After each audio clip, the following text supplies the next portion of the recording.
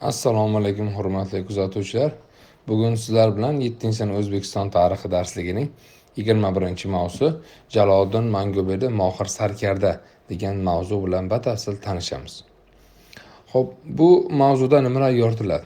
Jaloliddin Manguberdi Sind daryosidan kechib o'tgandan so'ng amalga oshirgan qurgan davlatlari, uning yurishlari, dushman bilan olib borgan janglari, o'ziga ittifoqchilar topish haqidagi masalalar batafsil yoritib berilgan. Jaloliddin Sind daryosidan kechib o'tgandan so'ng Shimoliy Hindistondagi davlatlar bilan aloqa o'rnatishga va dushmanga qarshi kuch yig'ishga harakat qiladi. Aynan xuddi shunday vaqtda Shatra hukmdori Jaloliddin Manguberdiga qarshi yurish boshlaydi. Jaloliddin shunday ham mo'g'ullar bilan bo'lgan jangda talafotga uchragan, kam sonli qo'shini bilan Sind daryosiga yetib kelgandi.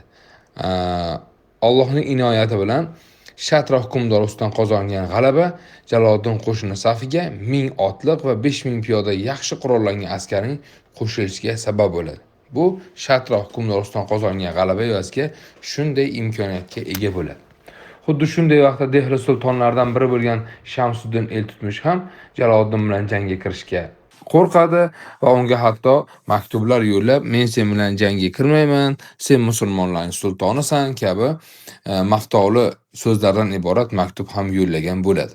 Jaloliddin Manguberdi Shimoliy Hindistonda o'z davlatini barpo qiladi, o'z nomidan tanga pullar chiqaradi va hukmdor nomiga xutba ham o'qitiladi. Dehli sultoni tarafiga Jaloliddin Manguberdi safida xizmat qilgan Yazdak Pahlavon, Sun Qurjuq kabi sarkardalar buning safidan chiqib, Eltutmish tomonga o'tib ketishadi.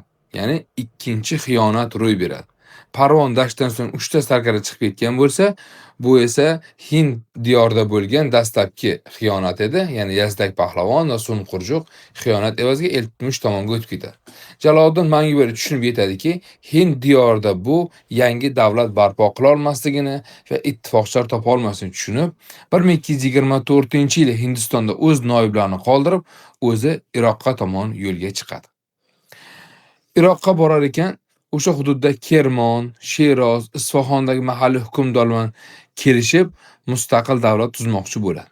Ammo uning bu harakatlar ukasi G'iyosiddinga yoqmaydi.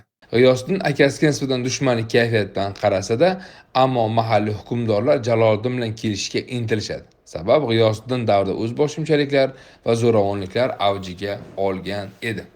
Va tez orada Kirmon, Fors, Isfahon Xorazmshohga tobeligini bildiradi va Xorazmshoh hokimiyati paydo bo'lib, u sekin-asta o'z ittifoqchilarini topa boshlaydi.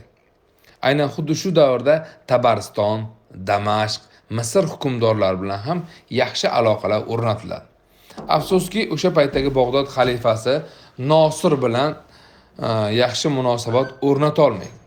Nosir Jaloliddinni qo'llab-quvvatlash o'rniga Jaloliddin o'ziga dushman deb biladi, uning davlati kuchayib ketishdan qo'rqadi va Nosir hattoki Jaloliddinga qarshi 20 minglik qo'shin ham yuboradi.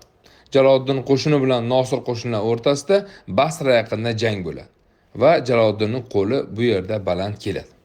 Shundan so'ng Jaloliddin o'z davlatini kengaytirish va mustahkamlash maqsadida Ozarbayjonga yurish qilishga chog'lanadi. O'sha paytda Ozarbayjon hukmdori o'zbek edi. U ichkilik va maishatga berilgan va mamlakatda barcha ishlar malika xotun, ya'ni hukmdor malika qo'lida edi. Ammo mamlakat doimiy ravishda Gurjiston talonchiliklari natijasida qiynalayotgan edi. Jaloliddin 1225-yilda Marog'ani qo'lga oladi jangsiz va Tabriz va G'azna kabi shaharlar Xorazmshohga ham tez orada taslim bo'ladi. Va Ozarbayjon aholisi gurjilar hujumidan himoya qiluvchi asosiy kuchni, siymoni, o'zlarining xaloskorini ko'rishadi.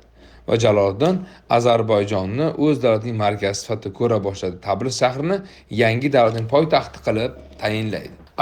Ozarbayjonni egallagan Jaloliddin o'z qo'shinini Gurjiston tomon yo'llaydi. 25-yil Garni qalasi yaqinida 60 ming kishilik gurjilar ustidan qozongan g'alabadan so'ng Tiflisga qarab yurib, 26-yil Gurjistonni ham to'liq o'z nazoratiga oladi. Xuddi shunday jarayonda Ozarbayjon, Armaniston va Gurjiston hududlari Xorazmshoh davlati tasarrufida edi. Aynan xuddi shu davrda 1227-yilga kelib Jaloliddin Manguberdi Mo'g'ullarning Tanlan No'yon boshchiligidagi sarkardasini ham mag'lubiyatga uchratadi. Hatto o'sha paytda Taynon No'yon zamonasining haqiqiy bahodiri ekan, o'z tengqurlarining sarvari ekan kabi maqtovli so'zlarni ushbu shaxs tomonga yo'llaydi. Ko'rib turibmizki, Chingizxon ham, uning buyuk sarkardan biri Taynon No'yon ham, hattoki Dehli sultonlaridan biri el tutmush ham Jaloliddinning jasoratidan, yaxshi sarkarda ekanligidan hayratga tushgan, hatto unga o'z maqtovlarini yetkazganligini ko'rishimiz mumkin va tarix bunga guvoh. Xo'sh, xuddi mana shunday murakkab vaziyatda Jaloliddin Ko'niya, Jazira, Damashq, Misr hukmdorlarining nomlariga maktublar yo'llab Mo'g'ullarga qarshi kurashishga undaydi. Afsuski ular Jaloliddin bilan birga bo'lishdan ko'ra Jaloliddinga qarshi fitnalar uyushtirishga harakat qilishadi. Hatto ular o'sha vaqtda ittifoqlar ham tuzishgan. Xuddi shunday og'ir vaziyatlarning birida Jaloliddinning ukasi G'iyosiddin Podshoh ham akasiga xiyonat qiladi. Ya'ni Jaloliddin taqdirida 3-chi eng yirik xiyonatlardan biri ukasi tomonidan amalga oshiriladi. Afsuski, G'iyosiddin bu harakatdan jahli chiqqan Kirmon hukmdori Jaloliddin ukasini tutib oladi va uni qatl ettiradi. Ushbu vaziyatdan Mo'g'ullar tushunib yetadiki, Jaloliddin davlati ular o'ylaganchalik kuchli emas ekan. Xuddi shunday og'ir vaziyatda Mo'g'ullar Ozarbayjon va Gurjistonga talonchilik yurishlarini ham boshlab yuborishgan edi. Jaloliddinning bosh vaziri Sharoful Mulk esa u ham fitna yo'liga o'tadi, Jazira va Ko'niya hukmdorlaridan Jaloliddin hokimiyatini ag'darishga yordam so'raydi. Bundan baxabar bo'lgan Jaloliddin tez orada Sharoful Mulkni qatl qiladi. Mana shunday og'ir vaziyatda Ko'niya, Jazira, Damashq, Misrning birlashgan qo'shinlari Jaloliddinga zarba berishadi. 1230-yil avgustda Arzinjon yaqinida ushbu jang bo'ladi. Jangdan mag'lubiyatga uchragan, og'ir ahvolda qolgan Jaloliddinga 1231-yilda Mo'g'ullar ham uning davlatiga bostirib kiradi. Va ikkita dushman bilan bo'lgan jangdan og'ir ahvolga tushgan Jaloliddin 1230-yilda avgustda Arzinjon yaqinida Ko'niya, Jazira, Damashq, Misrning birlashgan qo'shinlari Jaloliddin qo'shinini mag'lubiyatga uchratadi. Tez orada 1231-yilga kelib esa Ozarbayjonga Mo'g'ullar bostirib kiradi. Bu ikki bosqindan sarosimaga tushib qolgan Jaloliddin juda ko'p harbiy kuchlarini yo'qotadi va kuchsizlanib qoladi va o'zi esa Kurdiston tog'lari tomon qochadi. Afsuski, u yerda Jaloliddinni tanimagan noma'lum qaroqchilar tomonidan Jaloliddin o'ldiriladi. Vatanparvar, jasur, mard yigit dushmanlar qo'lida halok bo'ladi. Va Jaloliddin bor-yo'q 33 yilgina umr ko'rgan bo'lsa-da, 11 yil davomida Mo'g'ullar hukmroniga qarshi kurashdi. Ularni O'rta Sharqqa kirishga yo'l qo'ymadi.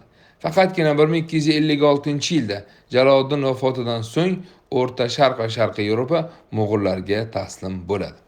Jaloliddinning harbiy yurishlari haqida qisqacha ma'lumotlar shulardan iborat edi. E'tiboring uchun rahmat.